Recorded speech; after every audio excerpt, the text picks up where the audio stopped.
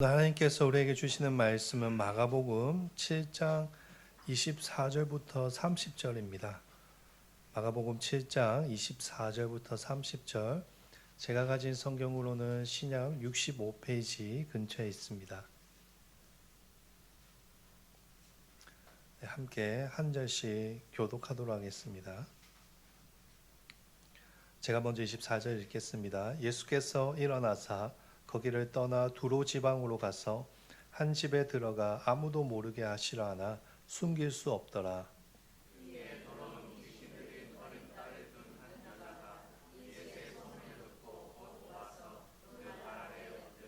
그 여자는 헬라인이요 수로보니게 족속이라 자기 딸에게서 귀신 쫓아내 주기를 간구하거늘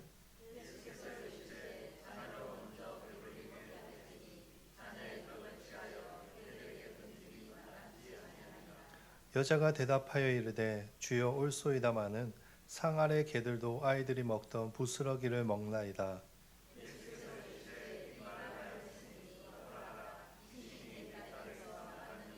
같이 읽겠습니다. 여자가 집에 돌아가 본즉 아이가 침상에 누웠고 귀신이 나가더라. 아멘. 이 시간 우리의 마음과 정성을 담아 하나님에게 한번 축복했으면 좋겠습니다. 2025년도 하나님의 은혜가 넘치기를 축복합니다. 네, 2025년도에도 하나님께서 베풀어 주시는 은혜가 우리 성도님들의 삶 가운데 늘 충만하시기를 축복합니다. 네, 우리 교회가 앞으로 더 하나님이 더 큰 은혜를 부어주실 줄 믿습니다. 우리가 이렇게 함께 모여서 예배 드릴 때마다 말씀을 통해서 또 기도를 통해서 하나님 만나는 귀한 시간 되었으면 좋겠습니다. 오늘 말씀은 예수님께서 한 여인의 딸을 고쳐주신 이야기를 기록하고 있습니다. 오늘 본문 24절에 기록된 것과 같이 예수님께서 두로 지방에 도착하셨습니다. 지난주에 저희가 이 오병이어의 말씀을 함께 나누지 않았습니까? 그 오병이어의 기적이 일어난 곳이 갈릴리 호수 근처였습니다. 이 갈릴리 호수에서 지중해 쪽으로 약 한 서북 쪽으로 50에서 60km 정도 가면 오늘 본문의 장소인 두로가 등장합니다. 그러니까 지난주의 말씀에 이어서 보자면 예수님께서 오병이어의 기적 이후로 지중해 쪽으로 이동하셨다라는 것입니다. 근데 이 두로 지방은 어떤 곳이었는가 하면 이스라엘 땅이 아닌 다른 나라의 땅이었습니다. 이곳은 당시 로마인들이 통치하는 시리아 지역에 속한 땅이었습니다. 수리아라고 하죠. 비록 이스라엘과 이 지리상으로는 너무 가까워서 적지 않은 유대인들이 살고 있었긴 하였지만 로마 제국의 행정구역상으로는 이스라엘이 아닌 시리아 지역으로서 이방인들이 주로 살던 곳이었습니다. 그런 점에서 오늘 본문에 이방인 여인이 예수님을 만나러 온 것은 유대인들이 사는 지역에 이방 여자가 갑작스럽게 예수님을 만나러 온 것이 아니라 이방인이 사시는 곳에 먼저 예수님이 찾아가셨고 그 지역에 사는 한 이방인 여인을 예수님께서 자연스럽게 만나신 것입니다. 그런데 예수님께 찾아온 이 여인이 평범한 여인은 아니었습니다. 굉장한 부자였으며 수준 높은 교육을 받은 여인이었던 것 같습니다. 그것이 더 확실해지는 것이 오늘 본문이 이 여인에 대해서 헬라인으로 소개하는 것입니다. 26절에 보시면 이 여인은 수로보니게 족속의 여인입니다. 여기서 수로보니게라는 단어는 두 가지 단어의 합성어입니다. 여기 수리라는 말은 시리아를 뜻하는 말이고 보니게라는 말은 시리아 서쪽에 있는 베니게 지방을 뜻하는 단어입니다. 그래서 수로보니게 족속이란 말은 좀 더 쉽게 표현하자면 시리아 서쪽의 베니게 족속 출신의 이방인 여자라는 말입니다. 그러나 본문은 거기서 소개가 끝나지 않고 이 연인에 대해서 굳이 뭐라고 소개하는가 하면 헬라인이라고 소개하고 있습니다. 더 정확하게 표현하자면 여기서 헬라인이라고 하는 말은 단순하게 그리스 말을 사용하는 사람을 뜻하는 것이 아니라 당시 문화에서 헬라인이라는 말은 대체로 최고의 엘리트 교육을 받은 상류층의 사람들을 의미하는 표현이었습니다. 이처럼 본문은 이 수로보니게 족속의 여인이 헬라인이라고 표현함으로써 이 여자의 형편이 매우 괜찮았다라는 것을 암시하고 있는 것입니다. 그렇다면 이 수로보니게 족속의 여자가 어떻게 헬라인이 될 수 있었을까요? 이유는 간단합니다. 돈이 많았기 때문입니다. 오늘 우리가 살펴보는 이 두로 지방은 어떤 지역인가 하면 굉장히 부자 동네였습니다. 두로는 이 과거 페네키아 제국의 수도였습니다. 그래서 지중해 해상권을 장악하고 있는 도시로서 옛날부터 해상 무역을 통해서 거대한 부를 축적해온 동네였고 그 동네에 살던 사람들 대부분은 매우 부유했습니다. 이 여인 역시 그 부자들 중에 한 사람이었을 가능성이 높습니다. 당시 시대에는 돈으로 로마 시민권을 살 수가 있었습니다. 아마 이 여인의 부모나 선조 역시 돈으로 로마 시민권을 샀을 것이고 자연스럽게 이 여자 역시 로마 시민권을 세습받아서 헬라인으로 인정받았을 것입니다. 그런 점에서 다른 이들에 비해서 여자로서 그 당시 문화치고는 여자로서 높은 교육을 받았고 또 특별한 경제적인 어려움 없이 귀족 가문의 세련된 여인으로서 살았을 것입니다. 그런데 이런 부족함이 없을 것 같은 사람이 이상한 행동을 합니다. 예수님의 발 아래 엎드려서 간곡하게 빌고 있습니다. 25절과 26절 말씀인데요. 우리 같이 한번 읽어보도록 하겠습니다. 이에 더러운 귀신들이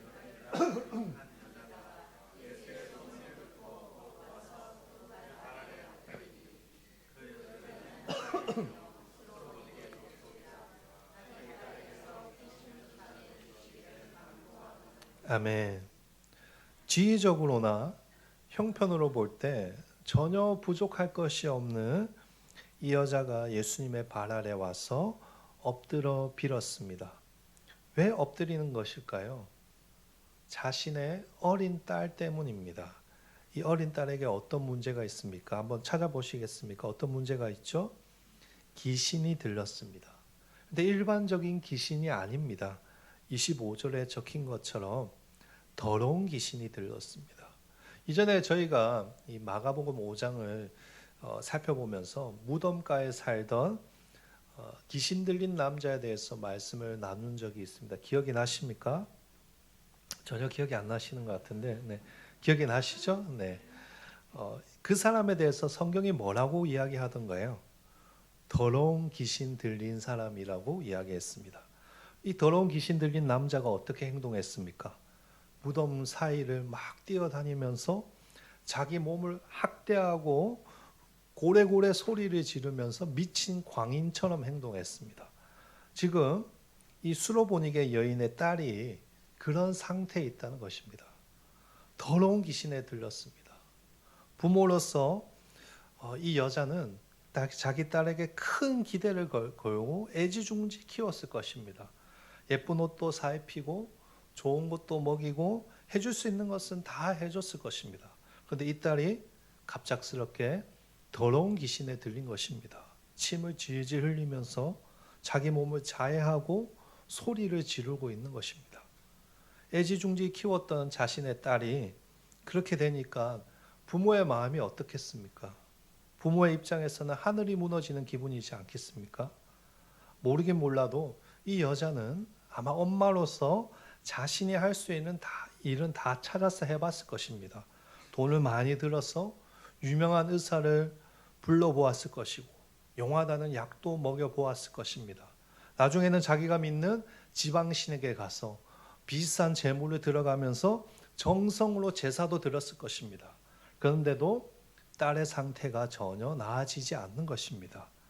그러니 자신이 지금까지 자랑했던 돈이, 자신이 항상 우월감을 느꼈던 그 높은 지식이 무슨 소용이 있겠습니까? 아무 소용이 없는 것입니다.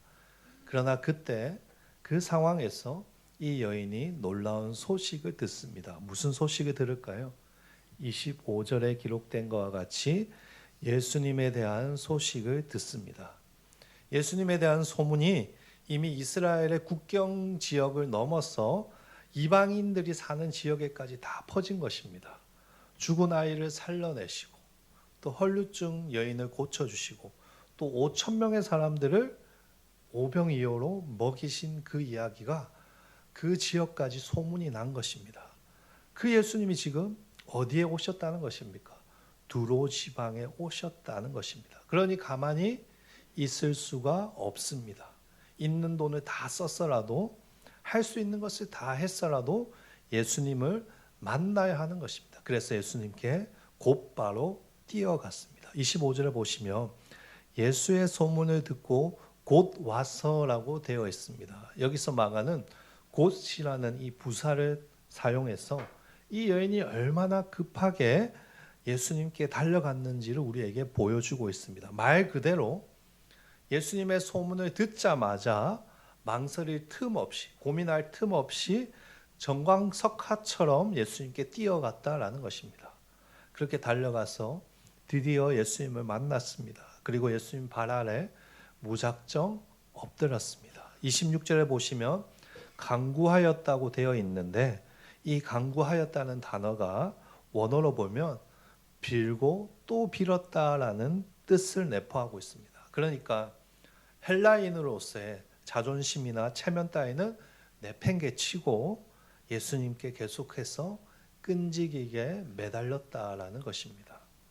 마태복음 15장에도 이 사건을 똑같이 기록하고 있는데 거기에는 이 여인이 크게 소리 지르며 예수님께 매달렸다고 기록하고 있습니다. 그러니까 더 극적으로 어느 정도까지 예수님께 매달렸는지를 표현하는 것이죠. 예수님, 제 사랑하는 딸이 귀신이 들렸습니다. 제발 고쳐주십시오.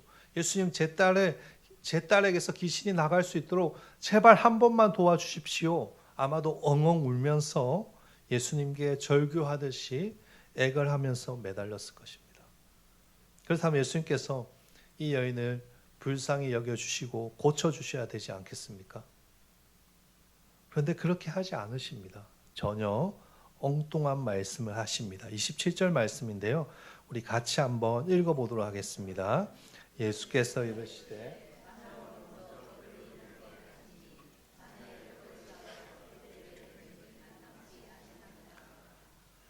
여기 보시면 예수님이 정말로 모욕적인 단어를 사용하십니다. 개라는 단어를 사용하시죠. 이 개라는 단어는 유대인들이 이방인들을 모욕하기 위해서 사용하던 표현입니다. 옛날부터 유대인들은 자신들만이 하나님의 선택된 민족이라고 믿었고 하나님을 믿지 않는 다른 민족이나 나라의 사람들을 경멸하였습니다. 얼마나 경멸하였는지 유대인들은 이방인하고는 같이 밥도 먹지 않았고 상종도 하지 않았고 심지어 그들 향해서 뭐라고 불렀습니까? 개라고 불렀습니다. 그런데 오늘 예수님께서 이 여인을 향하여 이방인을 경멸하는 호칭인 개를 사용하시는 것입니다. 예수님은 이 개라는 표현을 사용하셔서 자녀들에게 줄 떡을 개들에게 줄 수 없다라고 아주 단호하게 이 여인의 요청을 거절하십니다. 너희 개같이 하찮은 이방인들에게 받을 은혜가 없다라고 선언하시는 것입니다. 여러분이 만약에 이 여자의 입장이라면 어떤 마음이 드시겠습니까? 자존심이고 체면이고 다 내려놓고 예수님께 와서 납작 엎드렸는데 예수님이 하시는 말씀이 너는 개다. 이렇게 사람들 앞에서 망신을 주시면 기분이 좋겠습니까? 당연히 기분이 좋지 않을 것입니다. 예수라는 이분이 정말 훌륭하고 좋은 분인 줄 알았는데 소문과는 전혀 다른 분이시구나.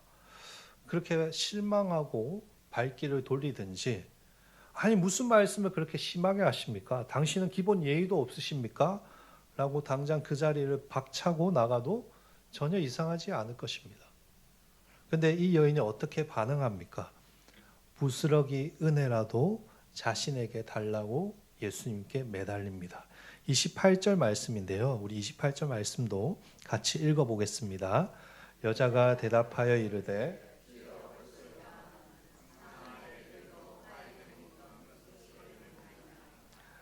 여기 보시면 이 여인이 주님께 대답합니다. 주님, 옳습니다.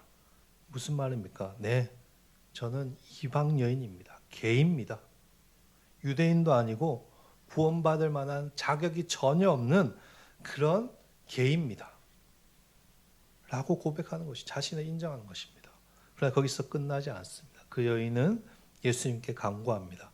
상 아래 개들도 아이들이 먹던 부스러기를 먹나이다. 예수님, 저는 개가 돼도 좋습니다.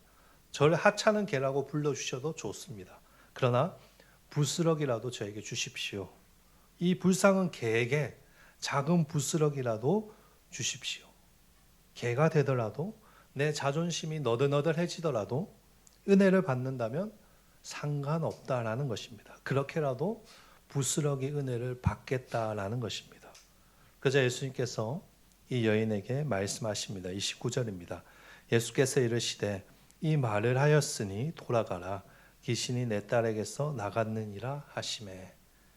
여기서 우리가 주목해야 할 표현이 이 말을 하였으니입니다. 그러니까 예수님께서 이 여인이 28절에서 하신 말씀을 가지고 만족해 하시며 이제 가라고 하시는 것입니다.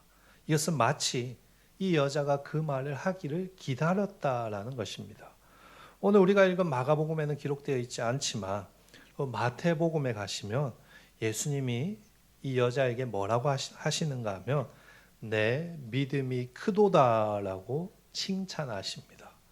따라서 마가복음과 마태복음을 연관시켜서 보자면 예수님께서 이 말을 하였으니라고 말씀하시는 것은 여인이 예수님이 원했던 믿음의 대답을 했다는 것을 의미하는 것이고, 예수님께서 그 말을 듣고 흡족해 하시면서 그 여인을 보내셨다라는 것입니다. 결국 예수님께서 이 여인에게 확인하고자 하신 것은 무엇입니까? 부스러기 은혜라도 얻고자 하는 그런 간절한 믿음입니다. 이처럼 예수님께서는 이 여인의 간절한 믿음을 보셨습니다. 그리고 그 여인에게 큰 은혜를 베풀어 주십니다. 예수님의 말씀을 듣고 이 여인이 집에 가서 보니 딸이 어떻게 되어 있습니까? 다 나아서 평안하게 침상에 누워 있습니다. 얼마나 기쁘겠습니까? 여인은 단지 예수님께 부스러기 은혜를 구했지만 예수님은 그 여인에게 최고의 선물을 베풀어 주신 것입니다. 이것이 바로 우리를 향한 하나님의 마음입니다. 아무리 자격 없고 못난 인간일지라도 부스러기 은혜를 받기 위해서 하나님께 나올 때 하나님은 우리에게 큰 은혜를 베풀어 주십니다. 지금까지 우리가 살펴본 것처럼 예수님은 믿음을 가지고 온 사람들을 다 불쌍히 여겨주시고 특별한 차별 대우 없이 다 고쳐주셨습니다. 어떤 모습이든 어떠한 어려움이든 예수님께 나와 간절히 간구하면 다 고쳐주셨습니다. 그러나 오늘 본문에서 예수님은 매우 모욕적인 표현을 사용하면서 이 여인의 요구를 단호하게 거절하셨습니다. 이런 모습은 우리가 지금까지 보았던 예수님의 모습과는 전혀 다릅니다. 예수님께서 왜 이렇게까지 하시는 것일까요? 개 같은 사람일지라도, 그 사람이 이방인일지라도, 살인마라 할지라도, 어떠한 사람일지라도 부스러기 은혜를 받고자 하는 마음으로 하나님께 나아올 때 하나님의 은혜를 받을 수 있다는 것을 보여주시기 위해서 그렇게 한 것입니다. 마가가 왜 굳이 이 여인의 배경에 대해서 이렇게 상세하게 설명하는 것일까요? 의도적으로 그렇게 하는 것입니다. 헬라인이고 이방인이고 유대인의 입장에서는 구원받을 만한 껌떡지가 하나도 없는 그런 사람임에도 불구하고 부스럭이라도 먹기 위해 하나님께 나올 때 천국 잔치의 은혜를 누릴 수 있다라는 것입니다. 그것이 오늘 본문이 우리에게 주는 메시지입니다. 예수님께서는 결코 물러서지 않으시고 부스러기 은혜라고도 달라고 하는 이 여인의 간절한 믿음을 보시고 그 여인의 딸을 고쳐주셨습니다. 예수님께서 중요하게 보시는 것은 혈통과 지식이 아닙니다. 예수님은 그것보다 무엇을 더 중요하게 보시는가? 우리의 중심을 보십니다. 여러분들은 왜 예배 나오셨습니까? 주일날 그냥 형식적으로 예배 빠지면 찝찝하니까 나오셨습니까? 아니면 부모님이 집사님이라서 나왔습니까? 내가 기독교 집안에서 태어났으니까 나왔습니까? 여러분, 우리가 모태신앙으로 태어났는지 아니면 신앙생활을 얼마나 오래 했는지 그것이 중요한 것이 아닙니다. 하나님께서 예배 가운데 우리에게 보고자 하시는 것이 무엇이겠습니까? 우리의 중심입니다. 부스러기 은혜라도 받고자 하는 그런 마음이 있느냐 없느냐를 하나님은 오늘도 보고 계십니다. 부스러기라도 얻고자 하는 그런 마음으로 예배에 나왔다면 하나님이 오늘 우리에게 큰 은혜를 베풀어 주실 줄 믿습니다. 제가 교육자로 생활한 지가 벌써 15년이 넘었습니다. 제 나이 28살 때부터 교회 사역을 시작했으니까 정확하게 따지자면 17년 차입니다. 그 시간 동안 제 기억에 강렬하게 남아있는 몇 사람들이 있습니다. 대부분 어떤 사람들인가 하면 이 수로보니게 여인 같은 사람들입니다. 모태신앙도 아니고 예수를 믿기에 좋은 환경에 있는 사람들도 아닙니다. 그런데 그 사람들 모두에게는 공통점이 하나 있습니다. 부스러기 은혜라도 받고자 하는 순수한 믿음과 열정이 있다는 것입니다. 저는 하나님께서 그런 사람들에게 큰 은혜를 많이 베풀어 주시는 것을 많이 보았습니다. 하나님께서 도와주시고 채워주시고 길을 열어주시고 예상치 못한 놀라운 복을 많이 부어주셨습니다. 우리 성도님들도 하나님께 그런 은혜와 복을 받기를 진심으로 축복합니다. 하나님께서 우리 한일교회와 우리 성도님들을 위해서 준비한 은혜와 놀라운 영적인 복들이 많이 있습니다. 우리 모두가 그것을 누렸으면 좋겠습니다. 그렇게 하기 위해서 어떻게 해야 될까요? 부스러기 은혜라도 받고자 하나님께 나아가야 되는 것입니다. 여러분, 하나님께 납작 엎드르셔야 됩니다. 내가 예수 믿고 세례도 받고 주일날 예배도 잘 나오고 있으니 당연히 하나님께서 내게 은혜 주실 거야. 그것만큼 큰 착각이 없습니다, 여러분.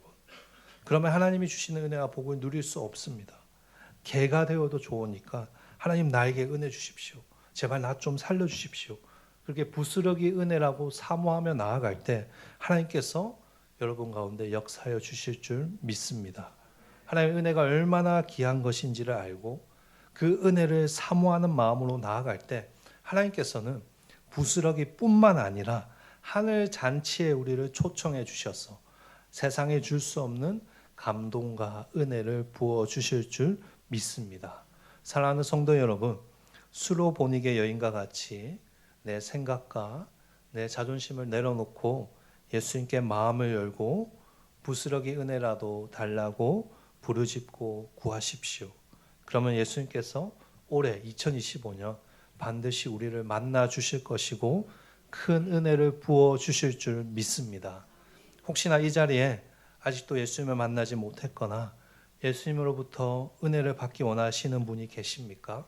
그렇다면 이 시간 부스러기 은혜라도 받고자 하는 마음으로 간절한 믿음으로 눈을 감고 저를 따라 함께 기도해 주셨으면 좋겠습니다. 우리 함께 눈을 감고 기도할까요? 하나님, 저는 부스러기 은혜조차 구할 수 없는 죄인입니다. 그러나 염치불구하고 이렇게 주님께 또다시 은혜를 구합니다. 주님이 은혜 주실 때 내 인생의 문제와 어려움이 해결되고 다시 기쁨과 감사가 넘칠 줄 믿습니다. 불쌍히 여기셔서 다시 제 삶에 은혜를 부어주시고 예수 안에서 승리하는 인생 되게 하여 주시옵소서. 예수님의 이름으로 기도드립니다. 아멘. 제가 오늘 말씀을 가지고 함께 제가 기도하도록 하겠습니다. 하나님, 오늘 우리가 수로보니게 여인에 대해서 함께 말씀을 나누었습니다. 이 여인의 믿음을 우리가 배우기 원합니다. 우리에게 이런 믿음을 주시옵소서. 부스러기 은혜라도 구하는 그런 믿음의 사람들 되게 하여 주시옵소서. 그래서 하나님의 은혜 가운데 다시 한번 하나님이 주시는 복들을 누리며 살아가는 복된 한일교회 성도들 되게 하여 주시옵소서. 감사하며 예수님의 이름으로 기도드립니다. 아멘. 오늘 말씀을 생각하면서 우리 함께 찬양하도록 하겠습니다.